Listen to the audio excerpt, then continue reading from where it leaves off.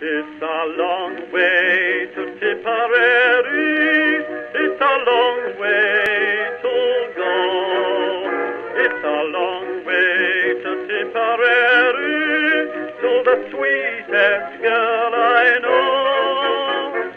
Goodbye, Piccadilly, farewell, Leicester Square. It's a long, long way to Tipperary, but my heart's right there. It's a long.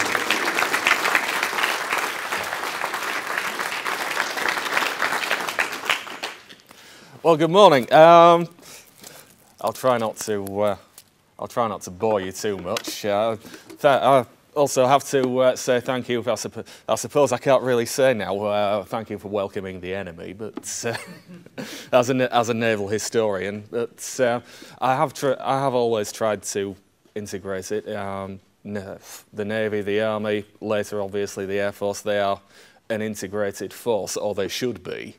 You can't really separate them out if you want to understand wider national strategy. So, without further ado, we'll get on. The title, you can probably see, I've boulderized slightly. Some of you who have an interest in naval history will recognise part of it as coming from a book recently written and published last year by Professor Nicholas Lambert called Planning Armageddon, which deals with a subject called economic warfare, which I'll touch upon slightly later on. All due respect to Nick, obviously, for the title. I've changed it slightly into preparing, obviously, as we're dealing in the sort of just pre-war era. The picture, one of my babies. This is one of those wonderful old armoured cruisers that we hear so much about in naval history from World War I. These old, obsolete, useless vessels. In the case of Shannon here, she was ancient, 5 years old. And whatever you might hear about these vessels being useless, they weren't. They were actually very, very useful ships.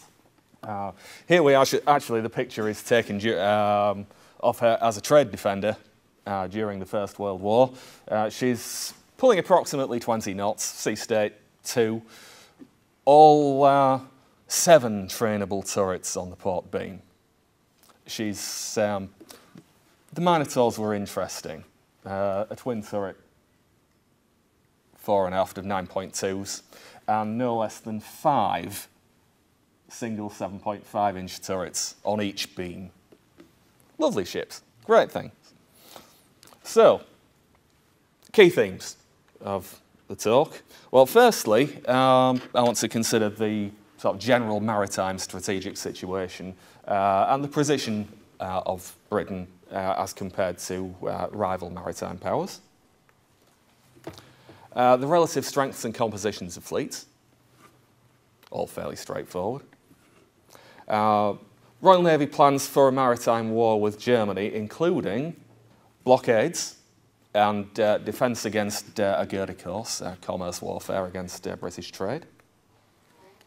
Littoral operations, we'll touch upon this. It wasn't all that major an issue as far as Royal Navy planners in 1913 were concerned. But there were some interesting aspects to it. And the bit with the reference to Nick Rogers' thesis, economic warfare via control of maritime trade, communications, and assorted aspects. So, the major maritime powers, circa 1913, who were they, what were they? Well, in not necessarily consecutive order, we have Britain. Well, Britain was the dominant maritime power of the period. That is beyond dispute. She was getting weaker relative to some others. Her supremacy was being challenged, but Britain was still the dominant. And you have others, obviously. Germany, the traditional France, United States, Japan, Russia, Italy, Austria-Hungary. No great surprises there. As mentioned, Britain remains the dominant military maritime power and also civil maritime power. The wonderful thing about Alfred Mahan, who wrote that fabulous book, The Influence of Sea Power Upon History in the early 1890s, he never actually said what he meant by sea power. One of the great ironies. You can interpret it multiple ways. What is sea power? Is it purely military? Is it a wider situation? I would argue that sea power is purely the ability of a nation or a coalition of nations to use the sea to their own ends. Naval power is obviously an aspect of that, but it's only one aspect of it. So Britain is still dominant as far as naval power is concerned. We're weakening as more challenges appear, but we're still dominant. In 1913, Germany had become the major point of interest for the Royal Navy. There is very little in the way of dispute over that side of things. However, the Royal Navy still required, or was still required, to take a broader strategic outlook, a broader strategic view. It could not just focus upon one specific threat. Britain, the British Empire, is a maritime empire, is a global empire. There isn't just a single threat there. So while it would tend to focus upon Germany, it did have to take other aspects into consideration. So I'll mention those now. Get those out of the way and then we can get onto the meat of it. So, the traditional global and maritime rivals. Well, thinking back to the previous slide, well, Italy, Austria-Hungary, they were not ever really regarded by the service as major rivals. So while it would be a little bit of an exaggeration to say we can discount them, they're not that much of a concern to us, even in the Mediterranean. Japan is an interesting one. Of course, we have the Anglo-Japanese alliance, and very useful it was too, from a geostrategic point of view. One of the most useful aspects, obviously, being that we no longer needed to maintain a battle squadron in the Far East, mainly to counter Russian naval expansion at the time, actually. It also had a useful extra aspect. It tended to put a bit of a brake on Japanese colonial ambitions in the area, which we weren't overly thrilled about. So that had its sort of dual uses. Japan was largely regarded as friendly, though. The Japanese Navy was trained largely by the Royal Navy. They followed Royal Naval practices. A good 50% of their vessels were built in Britain, mostly by Armstrongs up in their Ellswick yard. Obviously, no surprises here. Traditionally, the major challenges are France and Russia. Matthew Seligmann has done a lot of useful work quite recently, arguing that by the turn of the century, actually, the Royal Navy didn't really regard them as particularly significant threats. They were the major threats, but they weren't regarded as being particularly dangerous. They were relatively easy to counter. So goes the Seligmann thesis. This may be a slight exaggeration, but for all that, they were somewhat overrated. Certainly, the Russian fleet was desperately overrated.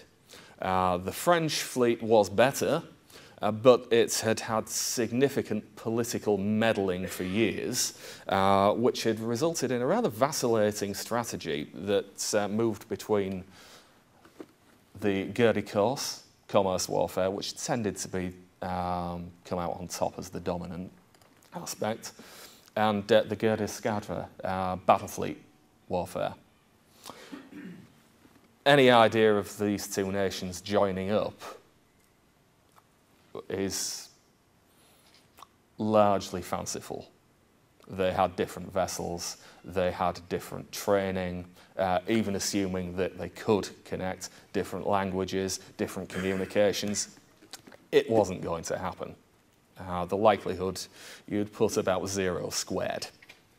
So we can largely discount that. And of course, the Entente, initially with France and then later with Russia, tended to reduce the threat from that side of things. I say reduce rather than eliminate, because as far as the Royal Navy was concerned, particularly when Fisher was in charge, writing on paper, people tend to break these quite easily. So while they were reduced in terms of threat consideration, the service still paid some interest. So, really by 1913 though, their threat has been reduced to the extent that they're not considered major parties. We still keep an eye on them, but certainly by that point, we don't need to worry too much. We did, last aspect, give a little bit of consideration to our American enemies. Sorry, friends. Yes, yeah, we still let them think they won the War of 1812. It's, as Andrew Lambert keeps pointing out, when you've essentially blockaded their fleet and burned their capital city, it's a little bit, and destroyed their economy, it's a little bit difficult to see how they can say that they won that one, but never let the truth and all that get in the way of a good story. So, we do have, as far as the Royal Navy, and I say Royal Navy, Britain is concerned, certain geostrategic position advantages in this, which, yes, this is supposed to be about 1913, but we have to really go back to the end of the mid-Victorian period to fully understand it. Through the 19th century, Britain maintained and increased her advantage compared to most other, particularly colonial rivals, in a number of key areas. First of these was long-distance communications. Often overlooked, Britain dominated the global telegraph network, and we were able to maintain a dominance because we had dominant sea power. How did we get dominant sea power? Well, apart from building a lot of vessels, which was part of it, but not entirely all of it, we had an advantage in establishing bases, coaling stations. Until really the end of the 19th century, we were so dominant it was beyond belief.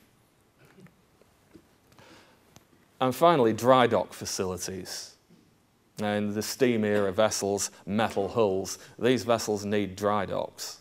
They have to have their bottoms cleaned on a regular basis or their speed drops off, their coal consumption goes through the roof, none of which is very useful. But, of course, if you have these bases set up on a global level, compared to other colonial rivals, you have got a distinct advantage. So from really the 1860s through to the 1890s, we have got the ability, notwithstanding constructing dry docks, many of which were in private hands and encouraged by the Admiralty. We have, what you'd say, basically a quarter of a century of relatively cheap global dominance and defence. As rivals expand from this point, it's eroded, as mentioned, but Britain still maintains a significant superiority. As mentioned before, the Anglo-Japanese alliance and the Entente with France allow a reduction in the scale of squadrons that we maintained overseas and foreign stations, but these could be, and continued to be as of 1913, very easy to reinforce if was required. And that is, in effect, the position as of the year prior to the outbreak of the First World War. I apologise for the rather fuzzy picture. It's largely caused by the fact that this is an enormous JPEG file that was scanned for me by the National Archives. It comes from a Naval Intelligence Department report. The red lines outline, for the sake of interest, the Royal Navy's foreign stations. You've got the Atlantic Station here, Cape of Good Hope, East India, China, Australia. I don't know how well you can see the black lines coming around here. These are the global undersea telegraph networks that Britain controls or owns, be they in private hands or partly state-owned. They received a lot of state backing. This is far in advance of anything other nations have access to. And the ones that they do have can be relatively easily cut because our sea power is dominant and reused by ourselves if required. All quite useful. So, on to Germany. Now we've got the wider aspects somewhat out of the way and the European theatre. Well, Germany rises as a naval challenger from the late 1890s, as I'm sure most of you know. When it becomes a matter of primary concern to the Royal Navy, on the other hand, is another question entirely, and is a matter of considerable debate amongst historians. It depends really on how you decide to interpret the evidence, I'm afraid, as is often the case. The traditional view, you might say, effectively this is what you might call the Arthur Marder thesis, Arthur Marder having been writing from about 1940 onwards, and was the first great naval historian, or historian of the Royal Navy in this period. The view being that from around 1902, Germany became the principal naval rival and challenger through a battle fleet strategy. It was building up its battle fleet, which is distinct from previous challenges which were more concerned with commerce raiding. The threat has changed.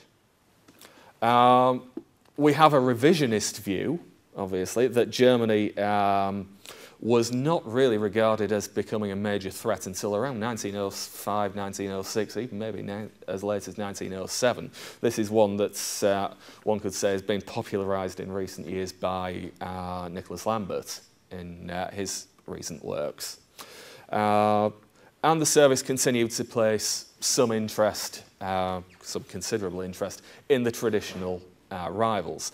This is the interpretation placed on Admiral Lord Fisher's reforms, that he was still looking at a global threat rather than focusing upon a single European threat, i.e. Germany.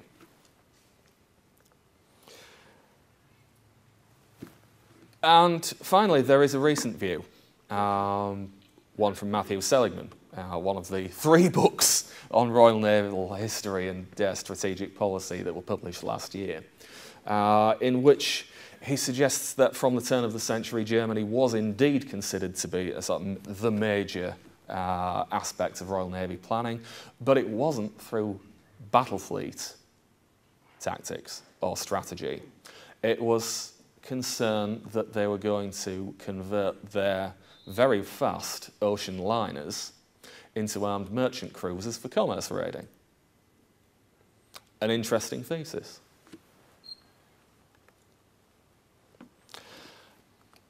What can we say? Well, avoiding putting my neck on the block, for obvious reasons, we can say, with considerable fairness, that elements of all of these have a certain amount of merit, moving from a certain amount to a lot of merit, and they underline, in many ways, the global requirements of the service and Britain. Moving back to 1913, though, the naval arms race with Germany, this terribly dangerous naval arms race, as it's popularly thought, has been won conclusively by Britain. we have outbuilt them to an epic degree.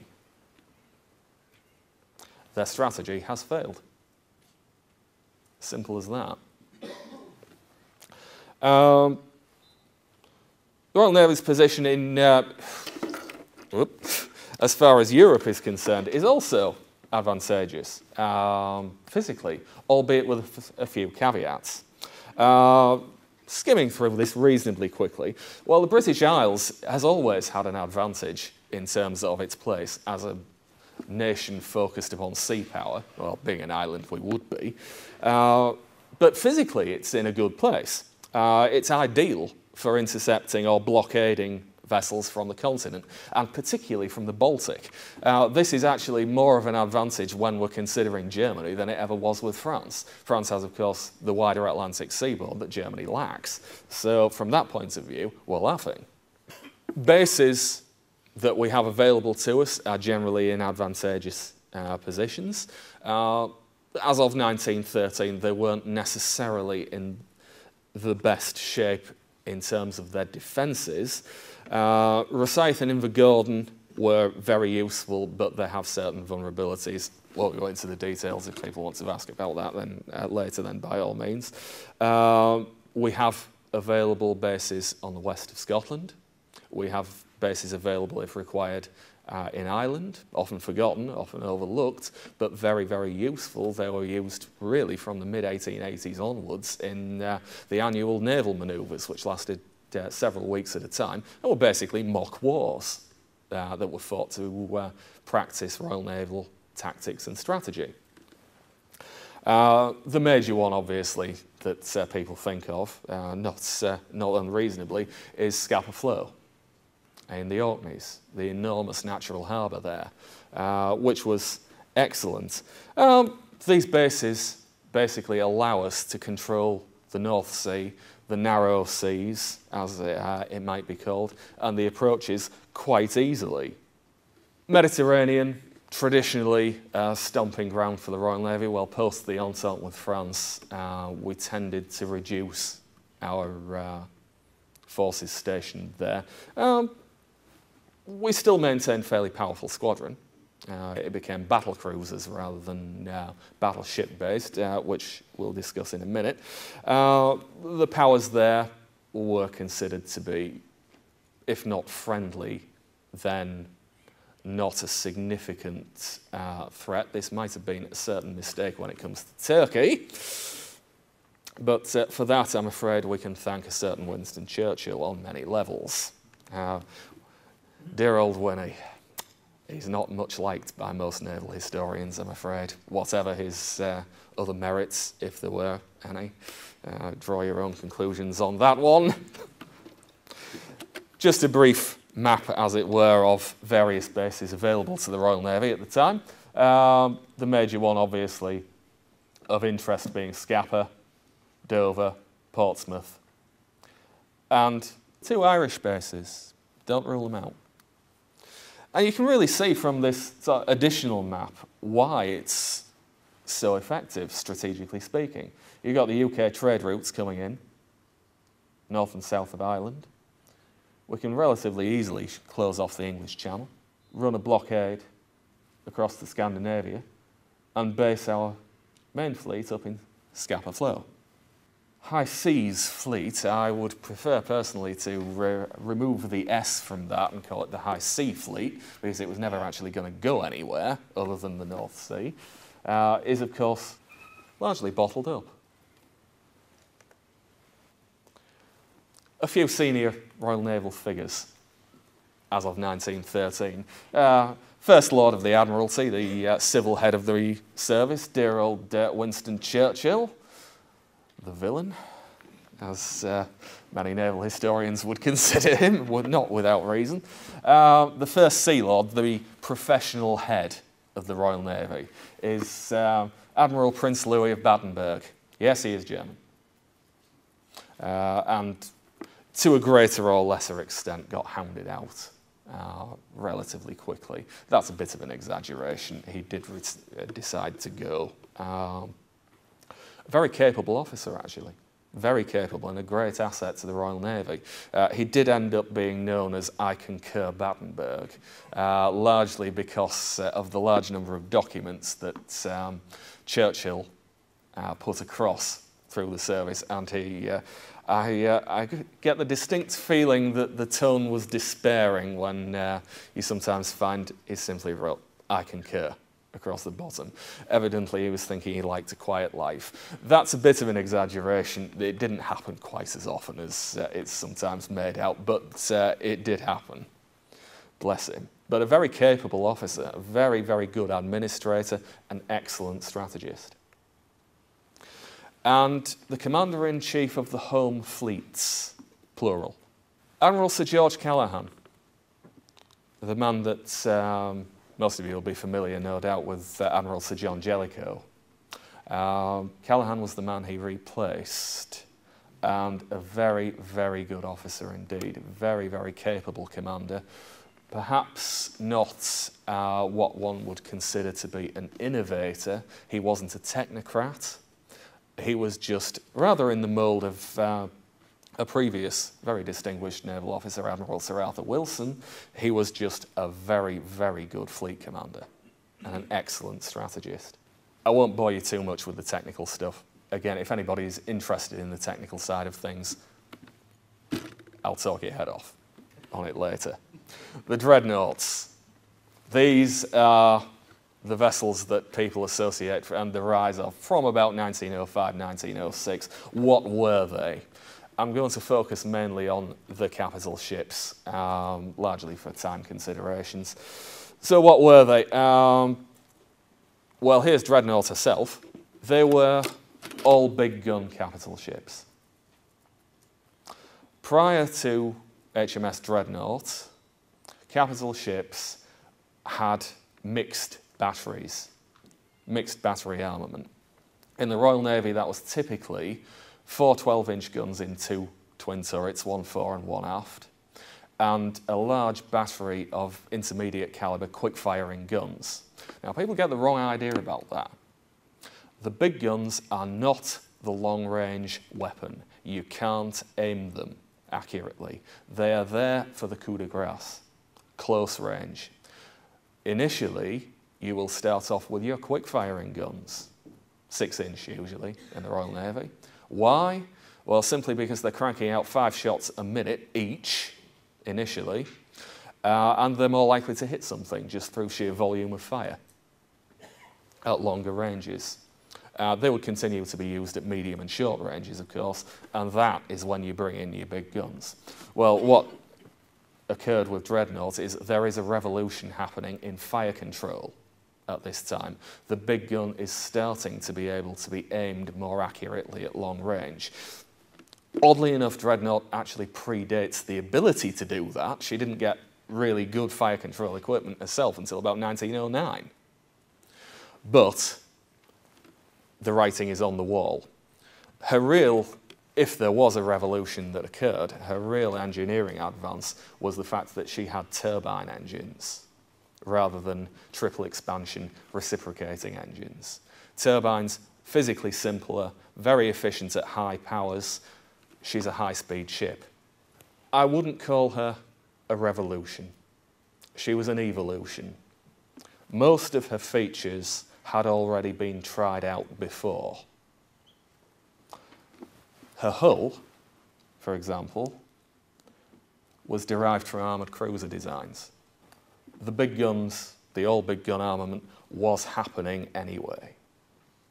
Revolutions, it depends what you call a revolution, but to suggest that she was a revolution would imply that she was fundamentally changing something, and in reality it was a gradual process. There were 2 types, of course, or what we think were 2 types. There were the battleships, such as Dreadnought herself. Well, that's questionable in itself. She was a fast battleship, basically. When she was created to be the fast wing of an existing battle fleet. And there were the battle cruisers.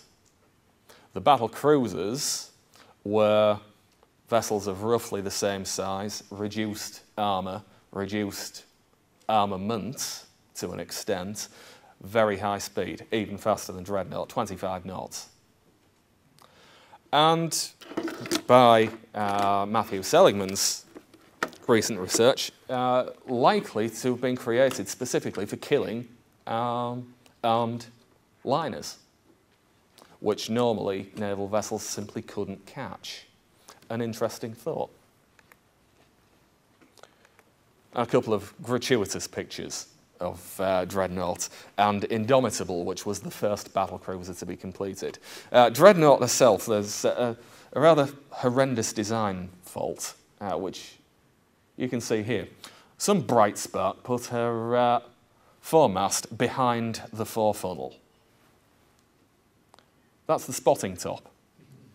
Right in the plume of smoke and hot gases, and yes, when people went up there, they couldn't come down again, assuming they could see anything anyway. In later vessels, they reversed that. Apparently, it was put there to ease boat handling. Somebody got their priorities wrong there. The Royal Navy doesn't do everything perfectly, to put it mildly. And of course, here is Indomitable. Well, they got the mast the right way around. You know, she's got very fine lines. The picture isn't great, but you can see she's got quite a flared bow there. She's a very high-speed ship. Moderately lightly built, but not lightly built.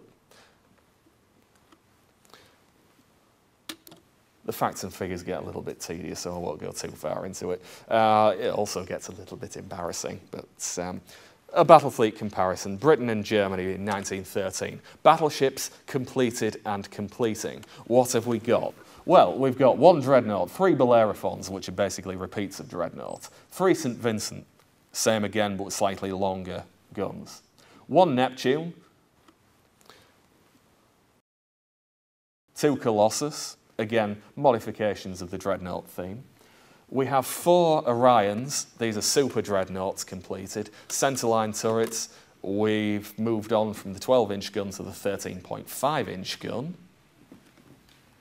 They've got 5 of them, by the way, 5 twin turrets.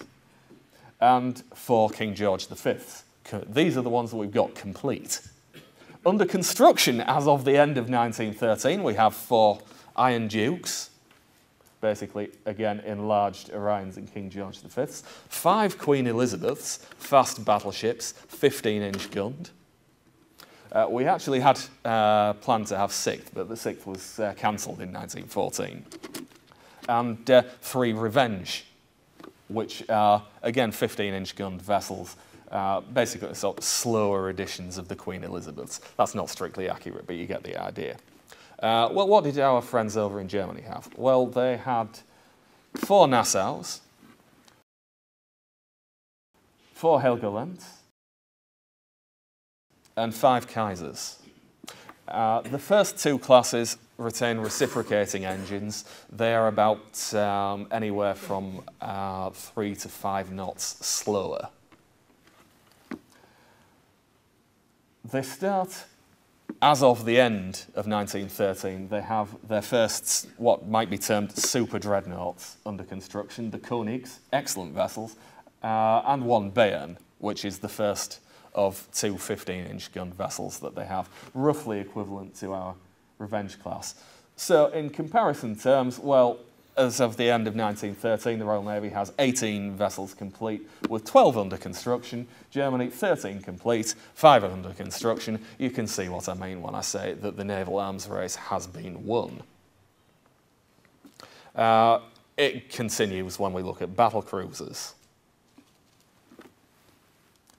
3 Invincibles, those were the first ones. 1 Indefatigable, which was basically a stretched Invincible. 2 Lions, detail refinements on those. 2 Lions, the first of the sort of super dreadnought battle cruisers, much bigger, 13.5-inch guns rather than 12-inch. Their sort of half-sister, Queen Mary, and we have a Tiger under construction, which is a further modification of this sort of general line Queen Mary theme. 9 complete, 1 under construction. Germany has 1 Von der Tann, good vessel. 2 Moltkes, again very good vessel. 1 Seydlitz, and they have 2 De Flingers under construction. All very good vessels, but they have somewhat different design remits. As far as Germany is concerned, their battle cruisers are what you might call second-class battleships. Fairly well armoured, speedy, lightly armed. Ours have a somewhat different remit, particularly to start off with, if one is to accept Seligmann's argument that they were designed for killing liners. They weren't as capable, our vessels, at fighting in the battle line, but then they weren't designed for doing that. So, war planning, with a view towards Germany, as in 1913. Well, what were we doing? Again, we don't have a great deal of consensus amongst historians. There are certain points that we can tend to agree on, but it does remain a matter of some debate. What can we say? Well, the Royal Navy was expecting to employ blockade. I'll come back onto that in the next slide. Blockade, we have to be a little bit careful when we talk about it because it has a specific meaning. There are, however, 3 different varieties of blockade. There is close blockade. These are all exactly what they sound like. Close blockade is to blockade your opponents in their harbours or ports, and your own vessels are relatively close offshore. There is the often sort of overlooked and ignored intermediate blockade, which is sort of mid-North Sea position. And there is the distant blockade, which does not involve necessarily having vessels out at all. We can remain essentially at Scapa or whatever other base suits us. That's for the main battle fleet. We have lighter forces doing their own duties elsewhere. So, what can we say? Well, related to the first 2 of these, the close and intermediate blockade, we gave some thought to littoral warfare. In other words, fighting against the shore, ships against land. We were looking at amphibious operations, including assaults on Helgoland and other Baltic bases. We did look at them. Also, not surprisingly, shore bombardments. Most of these, as of 1913, had been largely rejected by the Admiralty's professional war planners. They were holdovers, it would appear, from the previous eras when Admiral Sir Jackie Fisher, who I'm sure a lot of you will have heard of, and his successor Admiral Sir Arthur Wilson were First Sea Lords. They had quite an interest in littoral warfare against Germany and these sort of campaigns. Not without reason, in fairness to them, because at the time, prior to 1907, it wasn't impractical. It could have been done. Post that period, the Admiralty war planners were deeply cynical about the chances of success. Wilson probably had slightly different ideas to Fisher, as it happens. They had certain common ground. Where does it come from? Well, a lot of it's also a holdover from what was known in the naval manoeuvres and planning as the observational blockades and the advanced base concepts. You would try and take islands to use them as advanced bases for your torpedo boats, or in our case, in the Royal Navy's case at any rate, destroyers. The Royal Navy's concept of these light vessels is somewhat different to a lot of others. There's a reason we call them destroyers. They were there primarily to destroy torpedo boats, not to act as torpedo boats themselves. And the idea was not necessarily so much to be using them to destroy enemy fleets, but to assault their torpedo boat flotillas. The principle being that that was the most effective way of dealing with them. You don't want torpedo boats attacking capital ships if you can possibly avoid it. Capital ships are very large and very expensive. Torpedo boats are very small and very cheap. So it's a bit embarrassing if one takes out sort of £1 million of capital ships. So we weren't overly keen on these things, so that was one of the ideas. The problem with this is, as of 1907 onwards really, the shore defences have become so much strengthened that it is just completely impractical to even try and do it. There was a bit of a revival of interest in these plans, though, in 1913, largely with Churchill and his planning group. The Admiralty planners, as I mentioned, had largely rejected this idea, but Churchill had brought it back. In fairness, not without a certain amount of reasoning behind it, but for all that, the practicalities of it seem to have escaped him. Distant blockade, then, appears to have become the Royal Navy's sort of primary European strategic position from around November to December 1912, and this would continue mostly through 1913.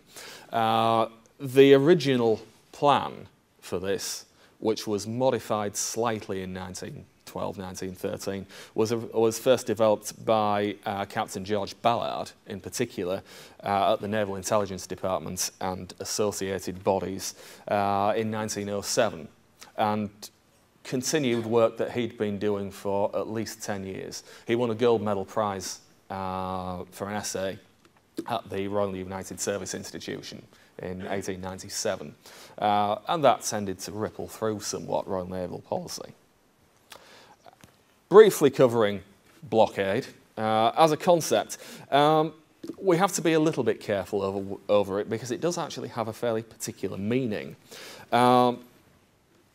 All major powers accept that it is valid. You can seize an enemy's vessels or property in time of war, and even in certain specific circumstances, cargoes carried by neutrals, if they are deemed to be contraband.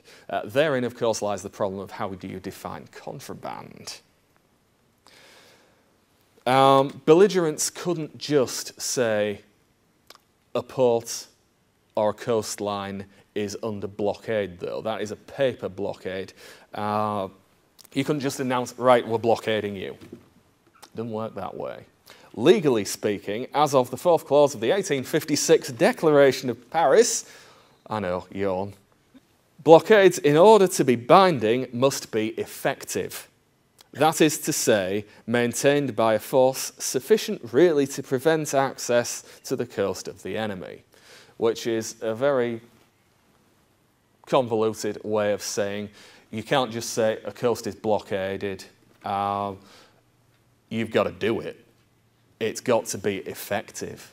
You've got to have your fleet out there and it's got to be stopping 90%, 95%, preferably everything going in for it to be legally considered a blockade. Our American cousins were not overly thrilled about this Declaration of Paris, by the way. You can imagine why, given the timings involved. The specifics behind all of this are somewhat open to question. As I mentioned, what can be constituted contraband? For example, food is by custom considered to be immune, unless it's going to an army or other military force. However, almost immediately after the Declaration of Paris, all of the great powers simply decided to declare food as contraband, full stop. And nobody was really able to do a great deal about it. You like the title? Admiralty Inaptitude. Yes, we hear quite a lot about it. They weren't. That's the truth of it. A lot of this echoes back to Admiral Arthur Wilson's rather miserable performance before the Committee of Imperial Defence in 1911. Most of you will know about this. This is the point where Britain, in effect, adopts a continental strategy rather than its previous approach, which was a somewhat more global view. Well, we might vary in opinion as to how effective the strategy in detail that Wilson propounded was, but in geostrategic terms, well, Andrew Lambert put it rather well for me. Should I duck beneath the parapet at this point? The global Bluewater strategic ideas that Wilson expressed at the meeting were based on long experience, no argument there, and offered the only programme whereby Britain could hope to exert any influence on European politics at a time when all the other powers possessed million-man armies. However, his poor performance in debate gave the upper hand to a more articulate, if devious, Henry Wilson and the Army General Staff.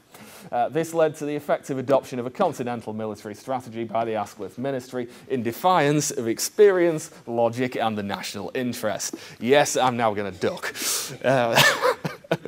It's forthrightly put, as many things by Professor Lambert are, and while parts of it can be argued with in principle, as a naval historian, as you'd expect, I tend to agree with his take there. What Wilson was suggesting at that point in detail was rotten, it has to be said. It wasn't good. But in wider terms of Britain as a maritime power, he was 100% correct.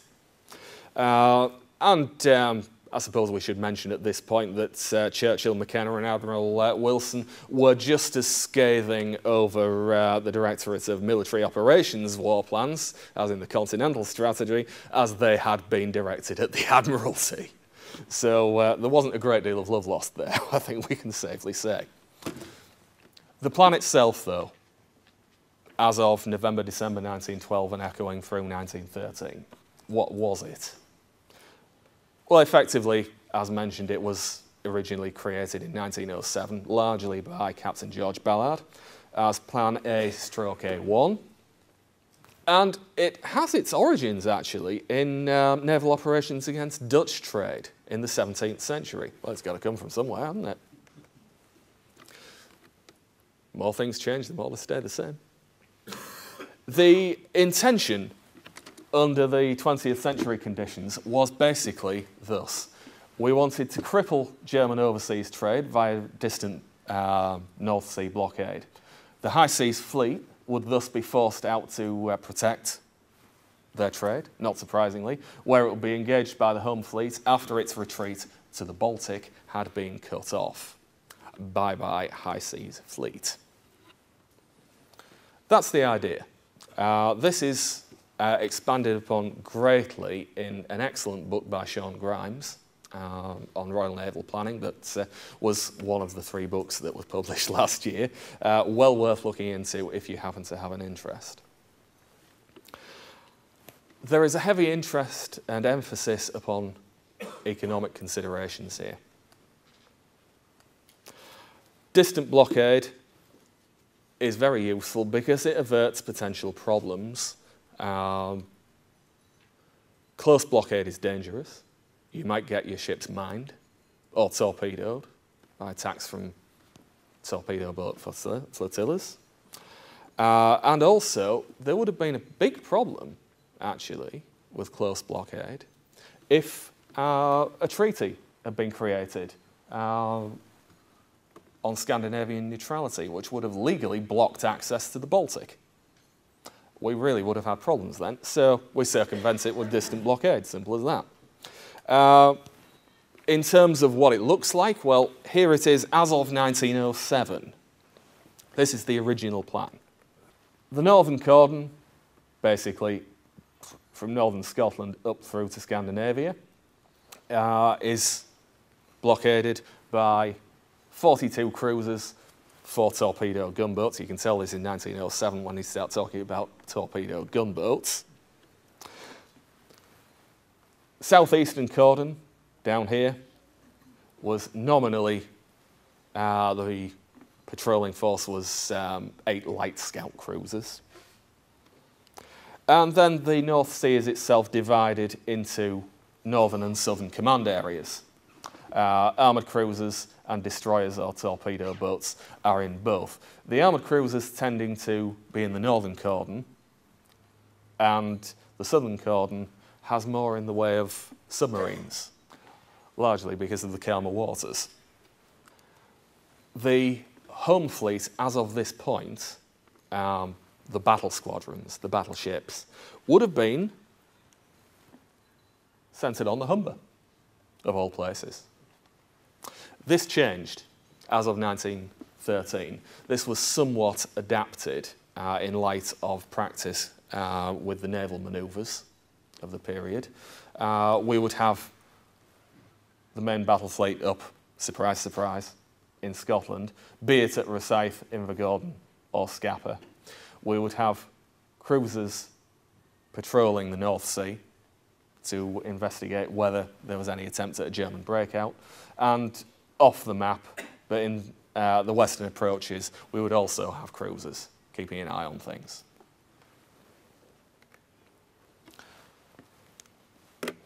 Trade defence, often overlooked, and nearing the end of this sort of exposition, as it were. But trade defence is important, and it's often misunderstood. What the Royal Navy was doing at this point can be traced back to the late 1860s. And the first naval lord, as he was at the time, Admiral Sir Alexander Milne. There are 3 possible options, effectively, in terms of trade defence. There is convoy, the well-known convoy, patrolling sea lanes with cruisers, and there's an odd thing called focal area defence. The Royal Navy, as of 1913, was using number 3, established by Milne.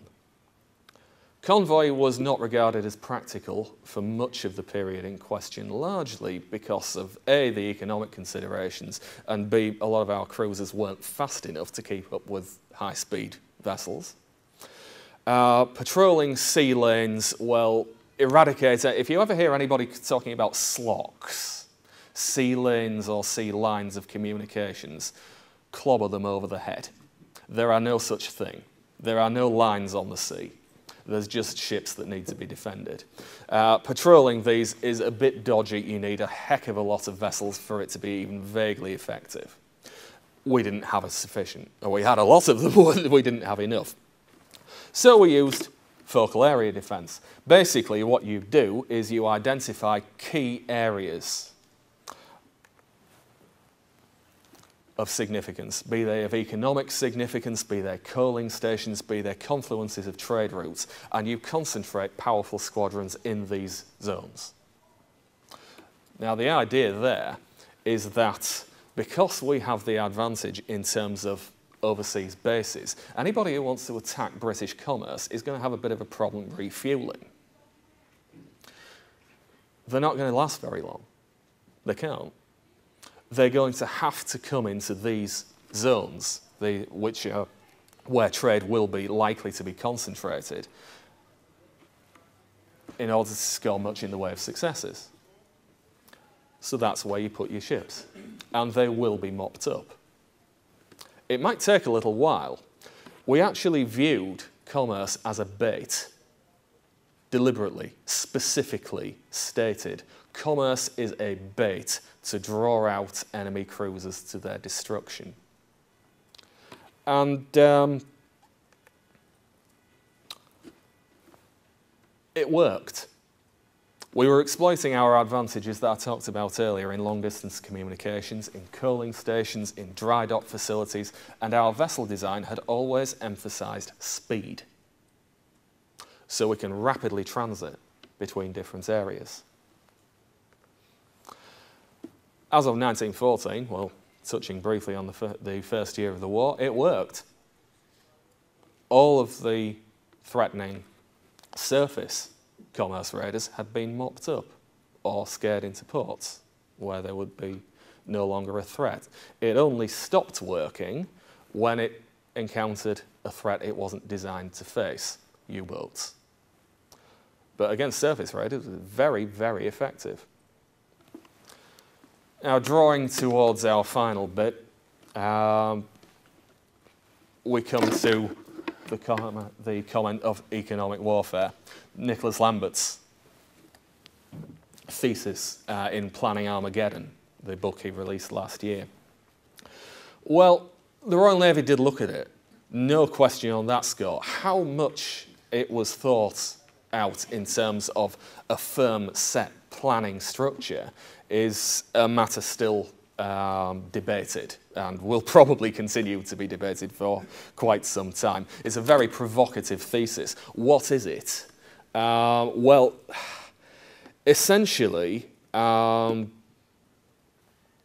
idea is that the Royal Navy took an interest in it from about 1905 in particular onwards.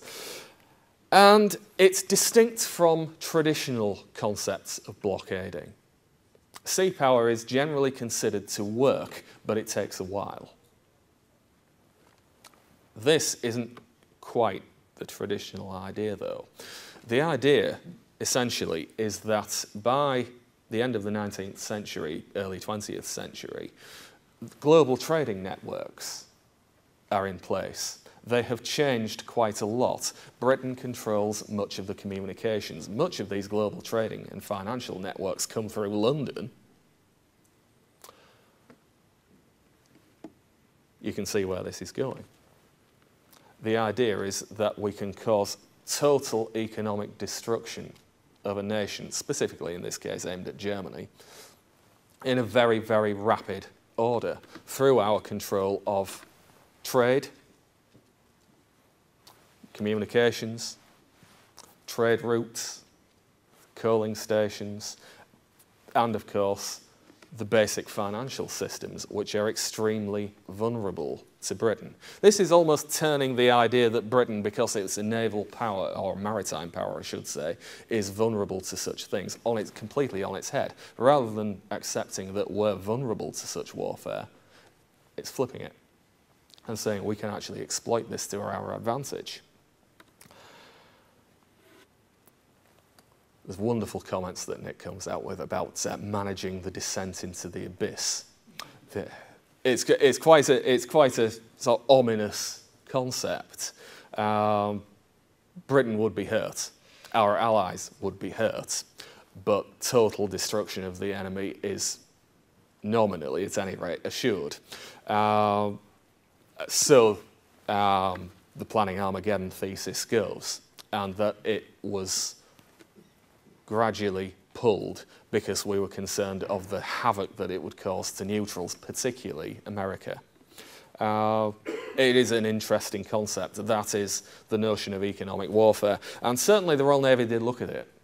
And we did actually start using some of it. We were starting to work, I was talking with Professor Greg Kennedy about this. We were starting to work with the Americans unofficially. It was with private companies rather than the American government, which was conveniently turning a blind eye to it, on strategic raw materials, cotton in particular, but rubber as well, and others you can imagine. But so we did make these sort of initial steps towards it, moving through actually into 1914 and 15. That's a subject for another day that no doubt Professor Kennedy will, or Professor Lambert would be delighted to talk to you about at some point. So, a brief summary of the Royal Navy and its position and planning as of 1913. Well, in 1913, Germany is, as might be expected, the primary object of strategic interest in a maritime sense, but the service still needs to maintain some global attention. It's not a one-pole threat. Britain has won the naval arms race in terms of numbers, and this lead is just increasing with Germany. We have quantitative superiority. There is, I didn't really touch upon this, slightly more arguably, it depends on how you interpret it, a degree of qualitative superiority as well. Distant blockade has become the preferred strategy for home waters. The only other viable option really was a sort of intermediate blockade of vessels in the middle of the North Sea, but there were certain difficulties in maintaining such a course. The vessels in question would have been light ships at the absolute edge of their range envelope, so distant was the preferred object. Focal area defence would handle trade protection we had the possibility of what were occasionally termed, in as many words, flying squadrons of fast, powerful armoured cruisers or protected cruisers, which would be able to rapidly transit between areas to reinforce them as and when required. These are, as mentioned, exploiting our continued advantage in global communications and facilities. There is some interest by the service in economic warfare, but the war planners were tending to incorporate aspects of this into more conventional strategic policy. Whether there's evidence of full development and adoption is a matter of somewhat greater debate, and one that Professor Lambert and Professor Kennedy will no doubt be very interested to talk to you about if you had any interest in that side of things. Thank you very much. If you have any questions, please feel free to fire.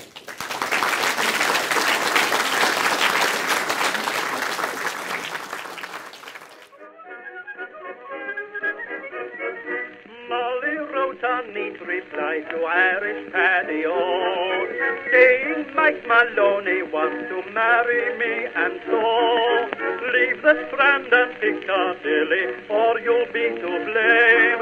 For love has fairly drove me silly, hoping you're the same. It's a long way to Tipperary, it's a long way to go. It's a long way to Tipperary, to the sweetest girl I know.